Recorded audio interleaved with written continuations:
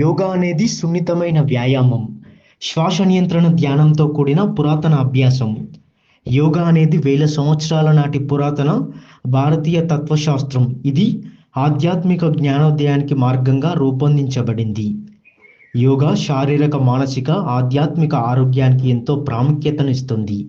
ఇది ఒత్తిడిని తగ్గించడంలో, ఏకాగ్రతను పెంచడంలో, శక్తిని పెంచడంలో, శ్వాసను నియంత్రించడంలో సహాయపడుతుంది.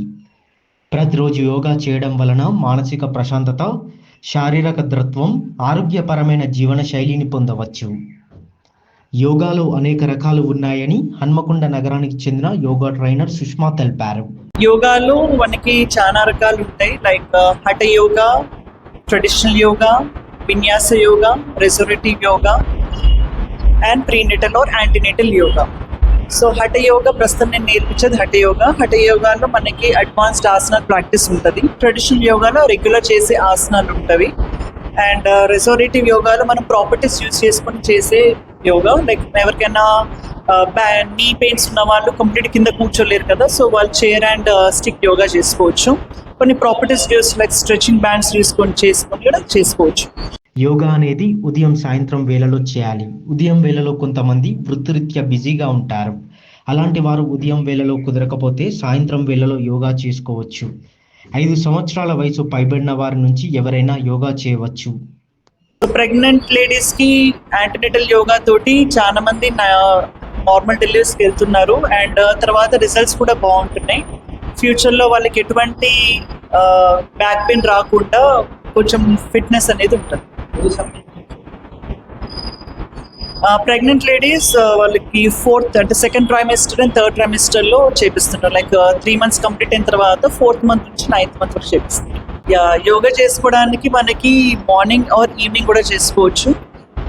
మనం ఏదైనా సరే మనం మీల్స్ తీసుకున్న తర్వాత ఒక 2 hours గ్యాప్ ఇచ్చి చేసుకోవచ్చు. ఎందుకంటే ఈ రోజులలో మార్నింగ్స్లో హౌస్ వైఫ్స్ అనే వాళ్ళు కొంచెం చాలా బిజీగా ఉంటారు. వాళ్ళ కిడ్స్ని స్కూల్ పంపించండి. సో వాళ్ళు మార్నింగ్ అలా బ్రేక్ఫాస్ట్ చేసిన తర్వాత ఆఫ్టర్నూన్ అలా చేసుకోవచ్చు. ఒక 2 hours అట్లా గ్యాప్ ఇచ్చేసి చేసుకోవచ్చు. అండ్ ఈవినింగ్ కూడా బెస్ట్ టైం. యోగా మనకి 5 years పిల్లవాడు బ్రీతింగ్ ప్రాక్టీస్ తోటి స్టార్ట్ చేసుకుని 10 years పిల్లవాడు ఆసన ప్రాక్టీస్ తోటి స్టార్ట్ చేసుకోవచ్చు.